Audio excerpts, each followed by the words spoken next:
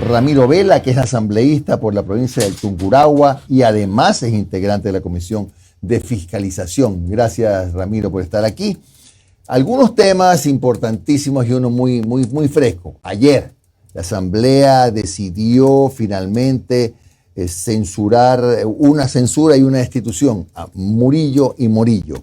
¿Qué hizo que finalmente varios bloques, entre ellos ADN y sus aliados, opten por apoyar esto que tenía un poco en la cuerda floja el acuerdo legislativo?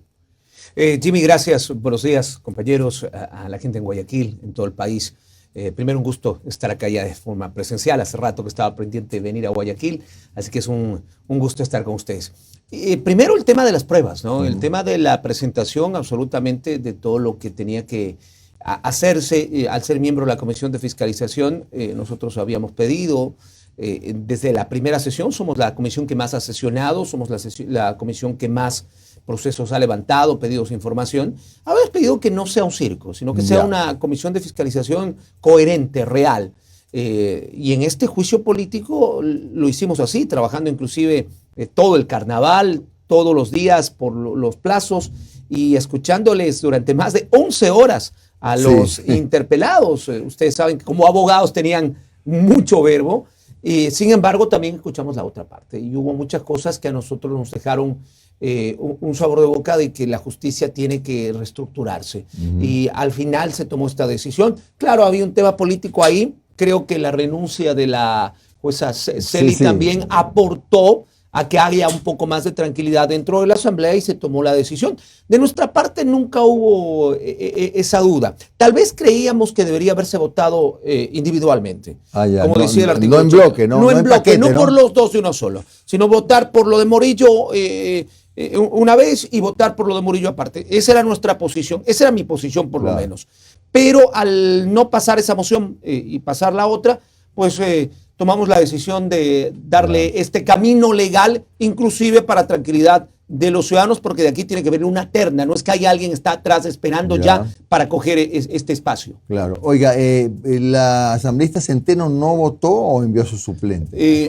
No fue el suplente de Valentino. Usted sabe que la asambleísta Centeno está fuera del país. Está fuera del país. Forma parte de una comitiva en Europa, donde está el presidente Kronflem, donde está nuestro presidente de Relaciones Internacionales también, y donde está también la asambleísta Centeno. No sé, el suplente no acudió, casi siempre está con nosotros. Bueno, ya había los votos en todo caso, aparentemente. Votos. Usted sabe que en la asamblea un voto siempre es importante, pero ayer terminamos con 102 votos, que para muchos decían no hay ni siquiera los 92, pero ya se terminó con 102 votos. ADN y aliado fue decisivo, sin esa votación. Totalmente de acuerdo. Oiga, ustedes también están planteando ya un juicio político a el exministro Santos Alvite. Ustedes tienen ya las pruebas suficientes que conducen a este juicio político y que creo, aunque me anticipe un poco, que seguramente va a haber muchos elementos para sancionar a este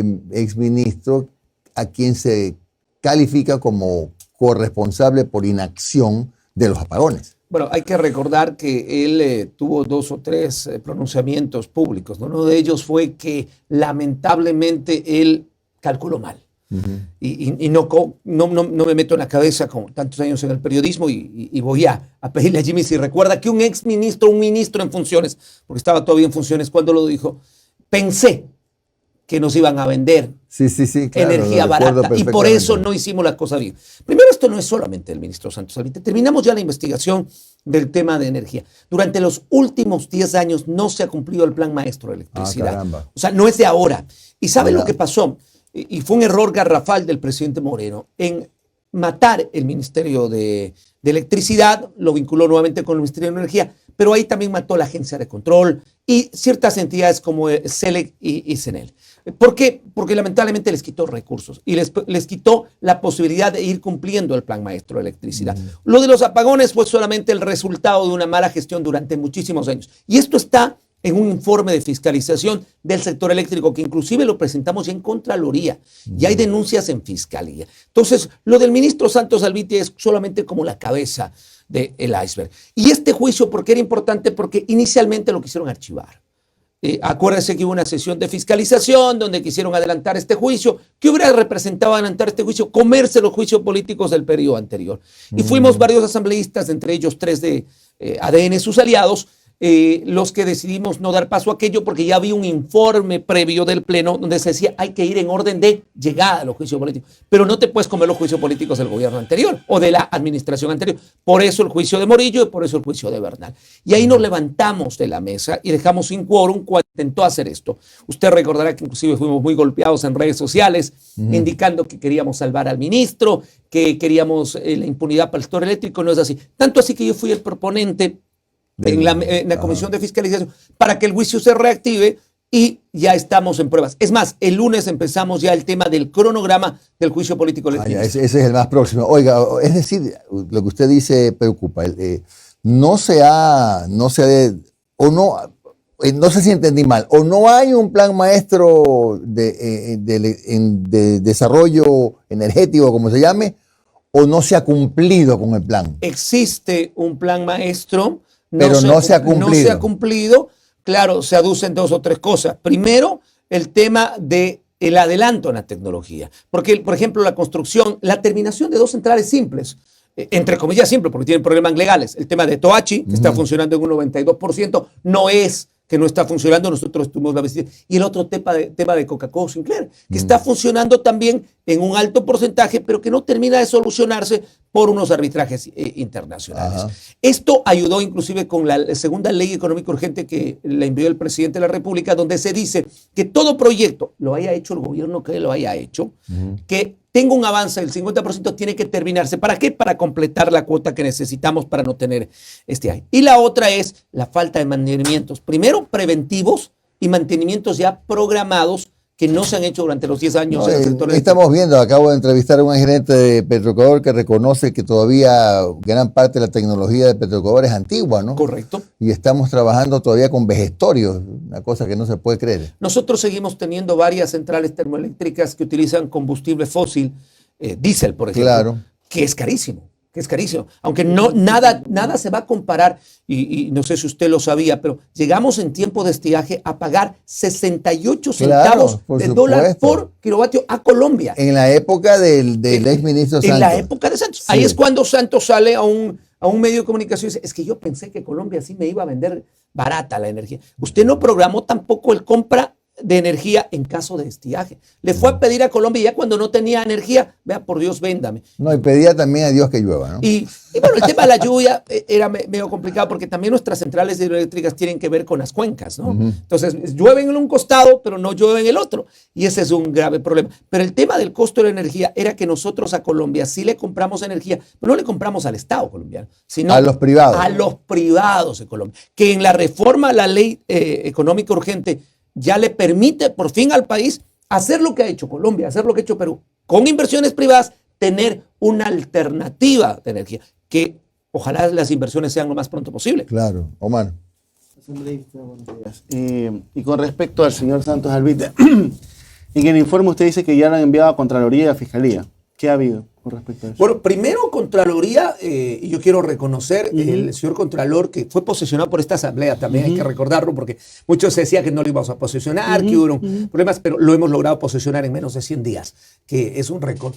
Ha ido 3 veces ya a la comisión, la investigación está avanzando, usted sabe que hay tiempos, no son 90 días lo que tenemos que esperar, pero a breves rasgos ahí hay varios responsables. Por ejemplo, el exministro Arrosemena, el exministro de Finanzas. Eso le iba a preguntar, porque la cara visible de todo esto es el señor Santos Alvite, pero en el informe que ustedes aprobaron, creo que por unanimidad, si mal no recuerdo, había responsabilidad de Guillermo Lasso, de Pablo Arrosemena, el señor Ortiz, que también fue exministro, una serie de personas, no solamente Santos Alvite. Es lo importante. Lo de Santos Alvite, el juicio político va a transparentar una crisis que venía avisada durante años. Por eso le digo que no es solamente el gobierno de Guillermo Lasso, que para mí fue nefasto, la verdad, para el país, lo estamos viendo, estamos prácticamente quebrados. Pero en el gobierno de Lenín Moreno también se dejaron de hacer un montón de cosas que estaban planificadas.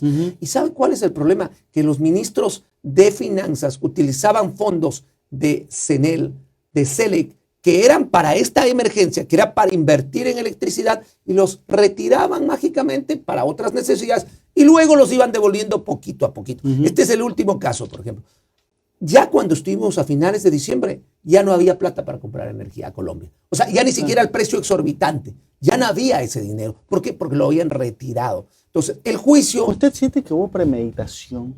Porque, a ver, una cosa es ser... Inepto.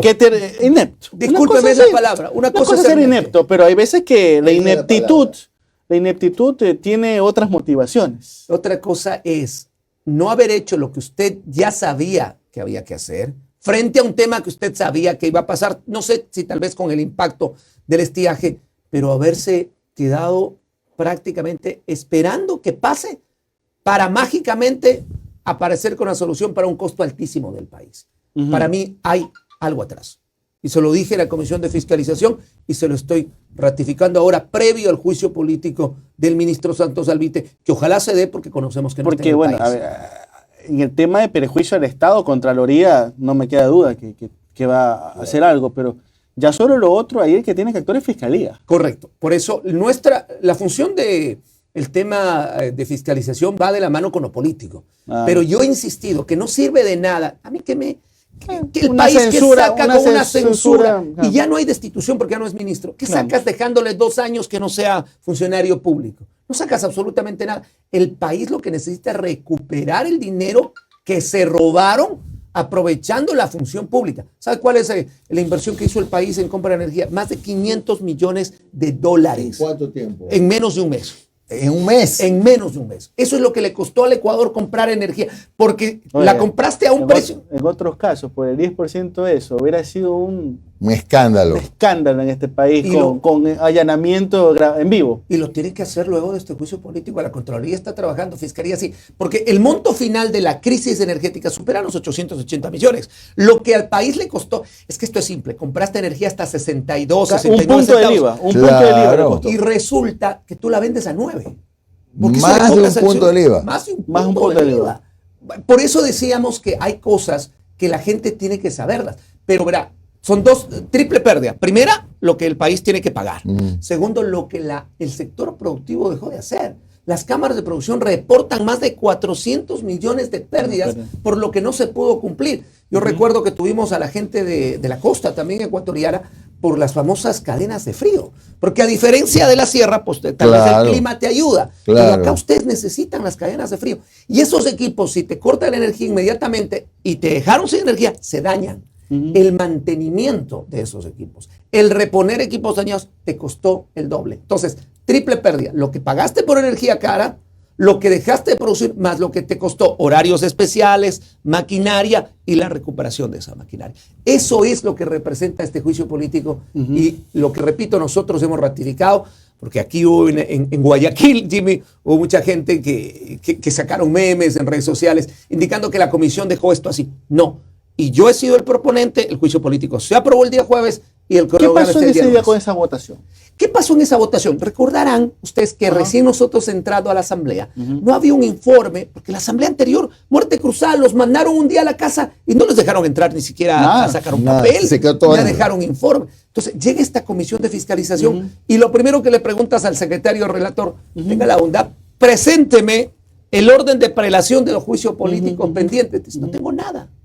Y no tengo nada. Entonces tú mandas un documento a jurídico de la asamblea y ellos se demoran 4 días en enviar. En media sesión, así como estamos nosotros conversando ahorita, en media sesión entra un señor con un papel y le dice, aquí está la prelación de los juicios políticos, el orden de los juicios políticos. ¿Cómo votabas en ese momento? Calificabas un juicio político de la nueva era si te acaba de llegar un documento que te dice, estos están pendientes. Eso está claro, pero legalmente, ¿qué se decidió ese día? Legalmente se decidió ese día sobre el tema Alvite. A ver, primero, la convocatoria estaba para conocer el caso de Santos Alvite. Varios asambleístas, incluido yo, comisionados, dijimos que había que esperar el informe de presidencia, de jurídico. En media sesión confirmamos que el secretario ya había recibido ese informe a las 9 de la mañana. La sesión era a las 5 de la tarde. Es decir, los comisionados entramos a una sesión sin reconocimiento de un documento oficial. Está en actas. La presidenta, sin embargo, yo no digo con mala intención, pero la presidenta decidió seguir votando el orden del día, cuando lo que tenía que ver es suspendido la sesión. Como no nos hizo caso y se votó, 5 comisionados decidimos tener una alternativa que es válida, quizás no muy bien vista, pero que es dejar sin quórum la sesión. Y esa asamblea se suspendió al haberse quedado sin Y cuerpo. Alvite no puede aducir, a ver, a mí me intentaron, Santos Alvite no puede aducir, bueno, ya lo mío ya lo trataron y no hubo quórum, no hubo nada. Lo que pasa es que cuando hablas de un juicio político en el tema de la calificación, hay dos pasos. Primero lo del CAL y luego la comisión. Pero esta decisión ni se archivó ni se aprobó. Claro, solo no hubo quórum. Solo no se hubo trató, quórum. digamos. Quedó suspendida la sesión. Ya, ok, y viene un ok. documento oficial de jurídico de la Asamblea donde te dice, un ratito, no tienes que tratar todavía este juicio, porque tienes 3 pendientes. Ya. En realidad eran 5 pendientes, que luego la comisión, por diferentes Bajó circunstancias, 2. terminó bajándose Oiga, 3. Entonces lo que usted está advirtiendo es que no solamente se trata, bueno, que omisiones, que errores, que olvidos, sino que habría un perjuicio al Estado y posiblemente con alguna consecuencia de carácter penal. Yo creo Probablemente. que ahí hubo mucha gente que aprovechó la crisis eléctrica, la crisis de la parte final de un gobierno que ya se iba, hizo mucha plata. Hizo muchísimo, muchísimo dinero. Y como ya nos íbamos, como ya tenía que ingresar el nuevo presidente, pues a lo mejor dijeron no nos van a controlar mucho, como pasaron en muchas áreas. Porque yo a su tiempo le voy a presentar otro dato muy preocupante. ¿Lo escuchaba usted? El tema de los seguros. El tema de los seguros es un negociado increíble en ciertas áreas. Por eso el presidente inclusive ha decidido dar por finiquitado el trabajo de ENCO, que no es tan fácil tampoco. Ya. ENCO, por ejemplo, es responsable directamente de la crisis eléctrica. ¿Por qué? Porque el directorio de ENCO es el que colocaba en la gerencia a las personas que iban a estar a cargo de las empresas públicas, que son el uno el que distribuye energía y el otro el que compra energía.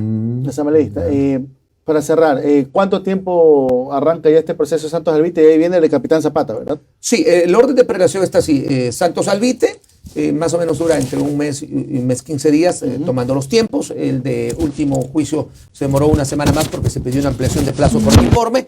Luego viene el del coronel Juan Zapata, exministro del Interior. Y luego en orden de prelación está el tan mencionado juicio político de la señora fiscal, que ha sido calificado ya por el CAL y que la Comisión de Fiscalización no tiene que tocar. Perfecto. Oye, y para finalizar, ¿han sabido algo del SNAI? ¿Se han acercado a preguntar qué pasa con esa isla independiente del Estado que se llama SNAI, que es probablemente hoy por hoy la institución que más vergüenza le provoca a este país? Hemos pedido varios temas de información. Como fiscalización no solamente es cuestión de los juicios políticos. Como fiscalización también tenemos la posibilidad de abrir el abanico en ciertos temas. Por ejemplo, le cuento, el día lunes vamos a tener la comparecencia de la ex general Tania Varela.